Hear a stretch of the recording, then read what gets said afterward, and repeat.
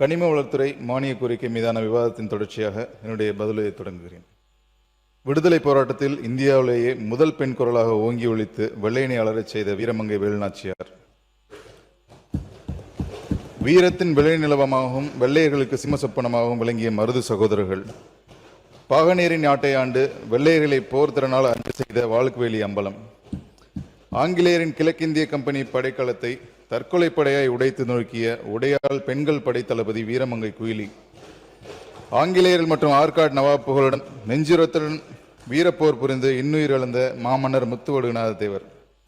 வெள்ளையனே வெளியேறு இயக்கத்தின் பொழுது இந்தியாவிலேயே முதன்முறையாக சிறை உடைப்பு போராட்டத்தை திருவாடானையில் முன்னின்று நடத்திய முதுபெரும் தலைவர்களான சின்ன அண்ணாமலை செட்டியார் மற்றும் டி.எஸ். ராமநாதன் பிள்ளை அவர்களையும் நாடு இன்றும் போற்றி வருகிறது.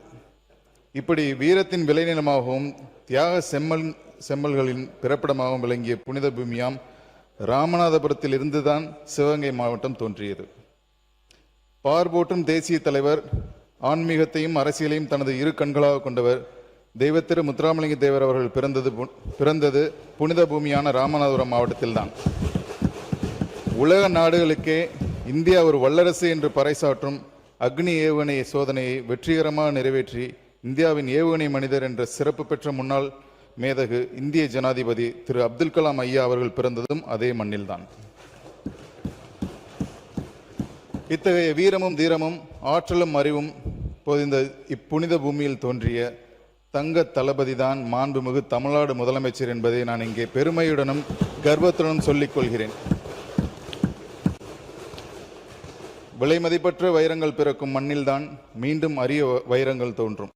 எவராலும் எட்டி பிடிக்க முடியாத உயரத்தில் அத்தகைய ஒளி வீசக்கூடிய வைரமாகவும் தொட்டு பார்க்க நினைக்கும் எதிரிகள் எவர் வரினும் சற்றும் உரசி பார்க்க முடியாத வலிமையான ராமநாதபுரம் வைரம்தான் இன்று செயின்ட் ஜார்ஜ் கோட்டையிலிருந்து தமிழ்நாட்டுக்கே ஒளி வீசிக்கொண்டு ஆண்டு கொண்டிருக்கிறது. வெள்ளையனே வெளியேறு இயக்கத்தின் பொழுது இந்தியாவிலேயே முதல் முறையாக சிறை உடைப்பு போராட்டத்தை திருவாடானையில் மேற்கொண்டு சுதந்திர இந்தியாவில் திருவாடானை தொகுதியில் முதல் சட்டமன்ற உறுப்பினராக தேர்ந்தெடுக்கப்பட்ட தியாக செம்மல் பாலபாரதி செல்லத்துறை ஐயா அவர்களின் வழிவந்து தேசப்பற்றை கற்றுக்கொண்டவன் நான்.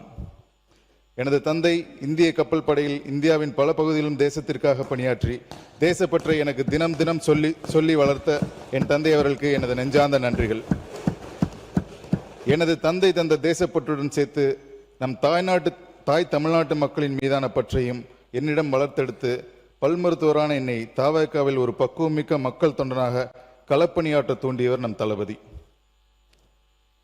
என்னை அடையாளம் கண்டு தளபதியிடம் என்னை அறிமுகப்படுத்தி எங்களுக்கு ஊக்கமூட்டி வழிகாட்டி தளபதியின் தளபதியாய் நின்று வழி நடத்தியவர் எங்கள் அன்பிற்கும் பெருமரியாதைக்கும் உரிய மாண்புமிகு ஊரக வளர்ச்சித்துறை அமைச்சர் கழக பொதுச் செயலாளர் அவர்களுக்கு என்னுடைய நெஞ்சார்ந்த நன்றியை தெரிவித்துக் கொள்கிறேன். தனது இரு பிள்ளைகளில் மூத்தவனை நான் நாட்டுக்கு தெரிகிறேன் என்று என்னை என் தளபதியிடம் உட்படுத்த என் தாயார் அவர்களுக்கு நெஞ்சார்ந்த நன்றிகளை தெரிவித்துக் கொண்டேன். ஒரு நல்ல வாழ்க்கை துணைவியாக நான் பயணிக்கும் பாதையில் ஒவ்வொரு முயற்சியிலும் முழு பங்களிப்பை தந்து அரசியல் நான் பணியாற்றி துவங்கிய காலத்திலிருந்து இன்று வரை எனக்கு முழு ஒத்துழைப்பு தந்த என் மனைவிக்கும் இந்த நல்ல வேளையில் மனப்பூர்வமான நன்றியை தெரிவித்துக் கொள்கிறேன்.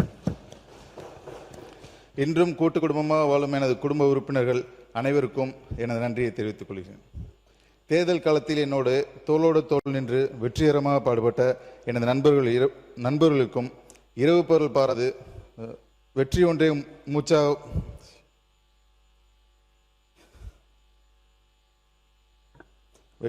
மூச்சாக ஓய்வில்லாமல் உழைத்த கழக நிர்வாகிகளுக்கும் எனது நன்றியை தெரிவித்துக் கொள்கிறேன். காரைக்குடி தொகுதி மக்களிடம் எனக்காக வாக்கு சேகரிக்க நகருக்குள் தளபதி நுழைந்த செய்தி கேட்டு அண்ணன், தம்பி, அக்கா, தங்கை, அப்பா, அம்மா எனது நம்ம தங்க தளபதியின் வெற்றி உறவுகள் அலைகடல் என திரண்டு வந்து ஆர்ப்பரித்த கூட்டத்தின் முன் தங்கள் பொற்கரங்களால் என் கரங்களை பற்றி உயர்த்திய கணமே வெற்றி உறுதி செய்யப்பட்டு விட்டது என்பதை நானும் உணர்ந்தேன், மக்களும் உணர்ந்தார்கள். உங்களின் தம்பியை வீழ்த்த அங்கு அத்தனை சூழ்ச்சியல் செய்தும் உங்கள் பிரச்சார வாகனம் புதிய பேருந்து நிலையம் அருகில் உள்ள ரவுண்டானா அருகில் ஒரு சுற்று வந்த போதே சூறைக்காற்றில் பறக்கும் கூரை போல் என்னை சுற்றி பின்னப்பட்ட சூழ்ச்சியில் கலைந்து போனது எனது வெற்றியும் உறுதியானது. காரைக்குடியில் நீங்கள் கால் தடம் பதித்ததும் எனது வெற்றி மட்டுமல்லாமல் சிவகங்கை மாவட்டத்தில் உள்ள 4 தொகுதிகளும் உங்கள் வெற்றி கோட்டையாக மாறியது. காரைக்குடி சட்டமன்ற தேர்தல் வரலாற்றில் முதல் முறையாக 1,00,000 வாக்குகளுக்கு மேல் செலுத்தி என்னை வெற்றி பெற செய்த வாக்காளர் பெருமக்களுக்கு எனது நெஞ்சார்ந்த நன்றிகள். நன்றி மட்டுமல்ல, என்றும் உங்களுக்கு நன்றி உள்ளவனாக இருப்பேன் என்று பேரவையில் வாயிலாக தெரிவித்துக் கொள்கிறேன்.